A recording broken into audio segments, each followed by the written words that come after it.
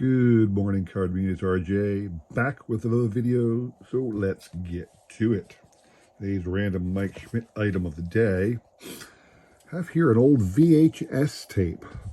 This is Mike Schmidt and friends, Dale Murphy, Tim Raines, and Frank White on how to play better baseball.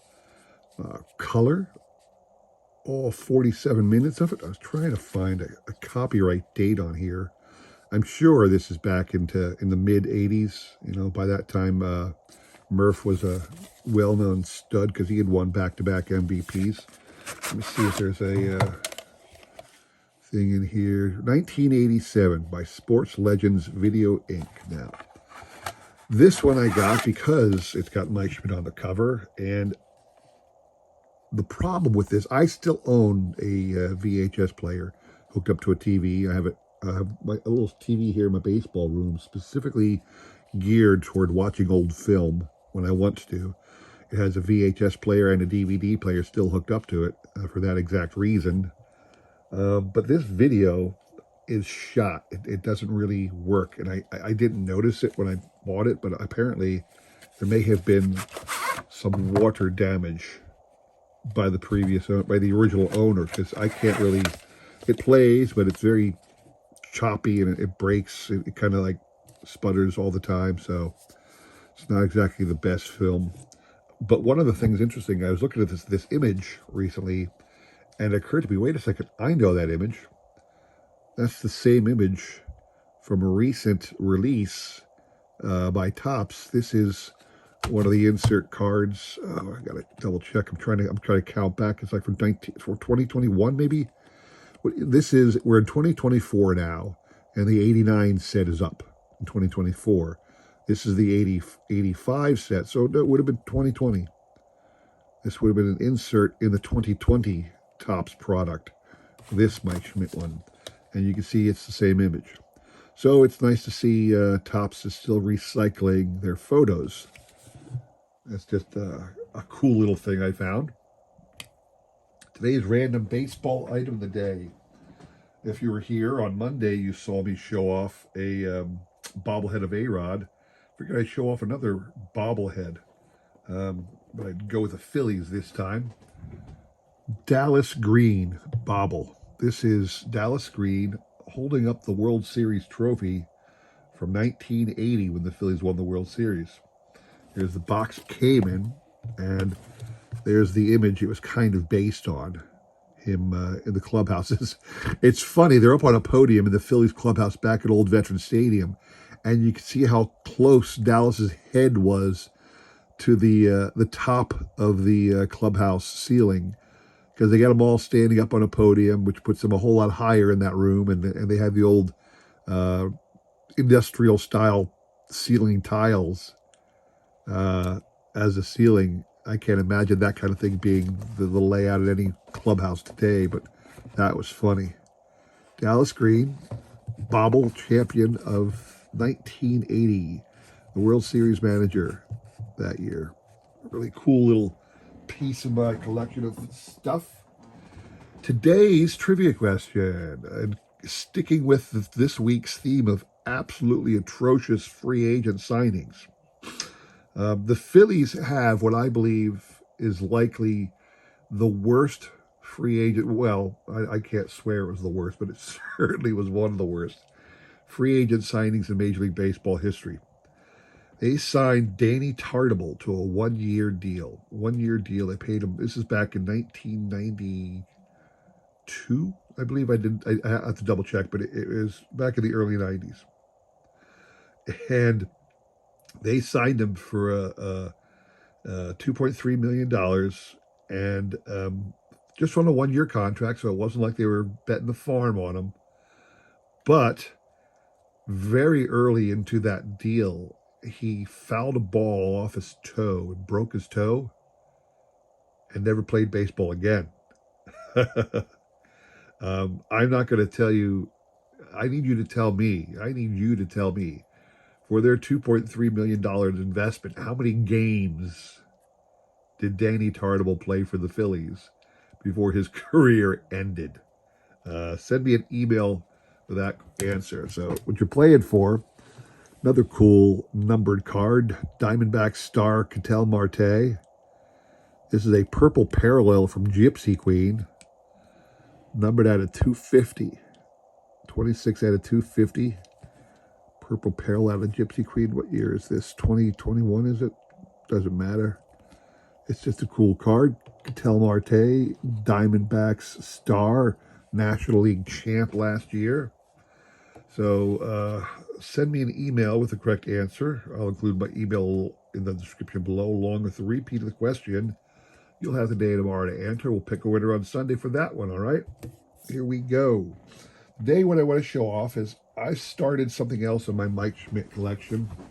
I'm trying to, get away from trying to complete every card because it's just not going to be possible. So I'm branching out into other ways to collect Mike Schmidt stuff, or to limit myself to things like maybe just during his playing career, which I probably won't, knowing me. But I'm certainly not going to feel bad that I'm not going to get all of the current parallels. I mean, I was actually on the Bay recently, just looking. I like to look all the time. I have to get my hobby jumbo box one of these days. I haven't pulled the trigger on that yet, but I have to do that. What do I want to say? Oh gosh, my head's blanking on me now. Oh, the inserts are already popping up. There's they do this insert every year nowadays, the 35th anniversary style. So this is 1985 through 2020, 35 years back. So this year, the throwback style is 1989. And I've seen up on Bay already a whole bunch of people selling this insert from Mike Schmidt this year, the 89 style throwback.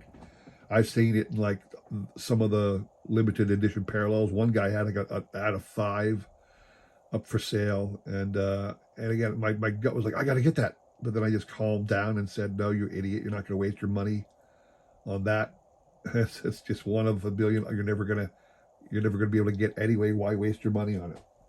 So one of the things I did decide to start doing is investing, so to speak, a little bit more in Mike Schmidt cards. And it sounds a little weird, but it occurs to me, in looking at all the PSA card values, that if you want a card that has any real value, unless it's like a prime rookie card or like a Mickey Mantle card, which it almost doesn't matter what condition it is, it has value. There's vintage cards that have value regardless of what the rate is. So, but I'm starting to look at on the Bay, and I'm looking at PSA 10 or 9 Mike Schmidt cards.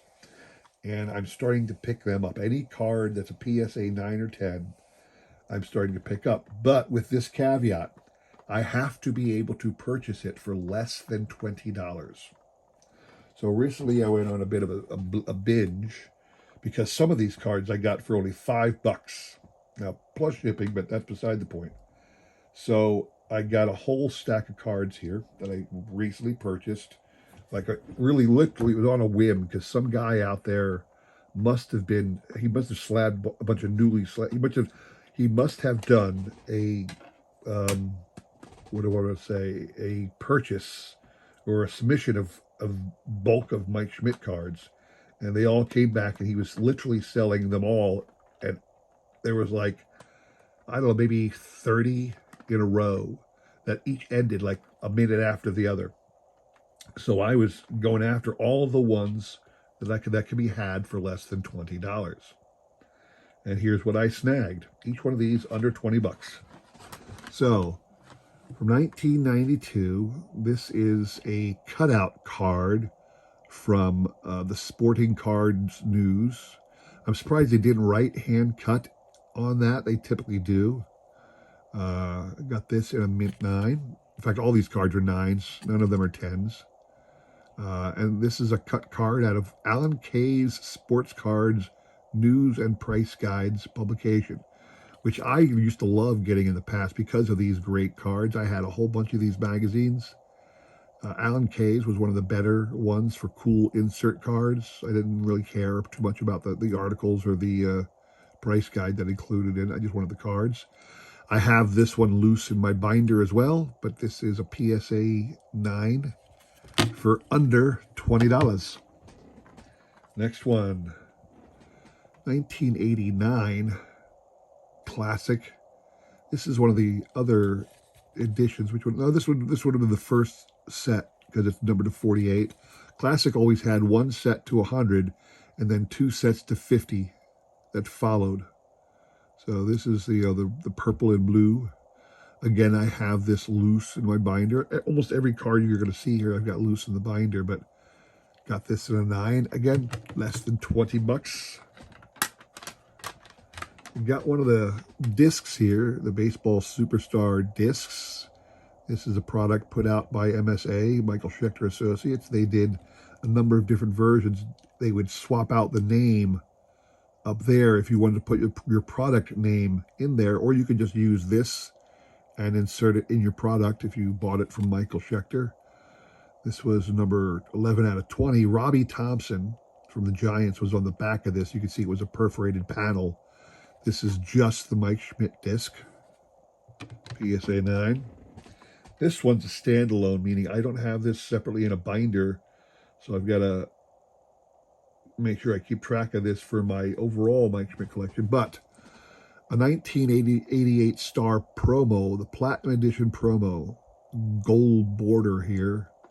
Had never seen. I knew this existed because I was looking on the database, but I haven't seen one of these for sale ever. It's got just blank back, but it's a gold border card. This is actually in a 6, but the reason I bought it is because I didn't see it, and I think it was only going for $5 because it was a PSA 6. I don't care. There's a PSA 6 on this one. I needed this one for my star collection, so I snagged that one. The promo cards were harder to find, obviously. I did get a cool 1981 Topps League Leader card in a 9. That's a pretty sharp card. I don't know why I didn't get a 10. It might be slightly offset, ever so slightly top to bottom, but I don't think that one should have got such a low grade, personally. We all complain when our cards don't come back the way we want it to in 10s, but I'm not happy with that as a 9. I also got the 82 leaders. The 81 one was an RBI leader. This is a home run leader. 4 people in the American League tied that year. Eddie Murray, one of the few times Eddie Murray ever led the league in anything. He tied for the league in home runs that year. They all had 22. Mike had 31. Well, this is important because one of the reasons this is so interesting. This was the strike year, so the players missed like 2 months in the middle of the season due to the strike. So even missing all that time, Mike Schmidt still hit 31 homers. The nearest person in the second place was Andre Dawson with 24 in the National League, and then all your American Leaguers hit 22. So no slight on Eddie. Eddie was kind of like Hank Aaron. He was just consistent over a long period of time. That's what got him to 3,000 hits and 500 home runs. From 2026, an insert set into the base Topps product, something they called Rookie of the Week.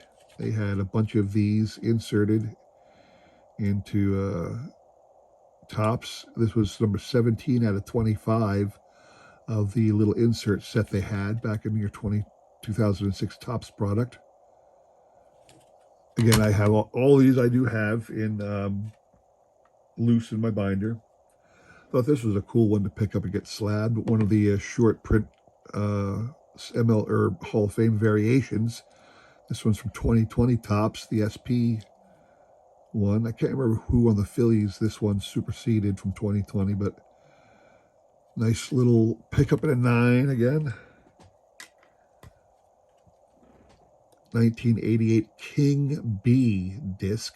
I can't remember what King B was. Was it on the back here? Thought I saw one of these once with explain. Oh, here, Quality Meat Snacks. That's where it was. Quality Meat Snacks, King B.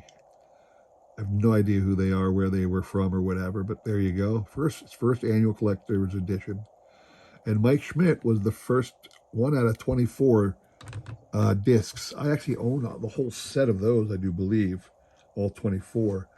Came in an uncut panel, that's why I have it. And then 1986 Topps sticker, oval sticker, numbered 114. Lastly, something interesting to me, because I have in all my slabs, I never got an oversized slab. You know, sometimes you get postcards or eight and a half, 8 by 8.5 by 11 big things, or 8 by 10s, whatever. I never had an oversized slab until this one. And this is from 1976, the Buckman's disc. Buckman's Ice Cream Village. Stop and visit our ice cream village. Buckman's up in Rochester, New York. The Buckman's disc. It's an oversized slab because the disc is wider than 2.5 to the side. It's like a 3.5 diameter disc. So it didn't fit in a normal slab. They gave me an oversized slab. It's the first oversized slab I own. Not that it's interesting or not. I thought it was interesting, but not that it means much, because the slab fits the card, and it's, you know, neither here nor there. Got a little bit of a crack in there, not a big deal to me because it's on the back. But that's it. That's all I have to show you off today. Again, every one of these was less than $20, and I do that with some regularity. I'll peruse the PSA market on Mike Schmidt cards, and anytime I see a Mike Schmidt PSA graded card that's a 9 or better selling for less than $20, I'll typically buy it. And that's how in my mind, I'm doing this because, to me, this actually is an investment, because PSA 9s and 10s tend to hold value. Doesn't matter if for a Hall of Fame player like Mike Schmidt, if you have anything slabbed in a PSA holder, 9 or better, I think it's going to have some value. It's going to maintain some value in the hobby. So that's why I'm doing that. And I probably will still do it for a while. So that's all I have for you today. Please consider liking, subscribing, commenting, and all that jazz. I greatly appreciate it. Friday's video is going to be an interesting one. I'm not going to spoil it for you, but definitely, you're definitely going to want to check out Friday's video. Something I've been waiting on for quite a while, but now it's time to pull the trigger on. So stop back for that, okay? What is it? I know that the Philly show is coming up, so if you're going to go to that, give me a shout, because I'm planning on going to the Philly show in March. So maybe I'll see you there, all right? Thanks for watching. Have a great week. Take care.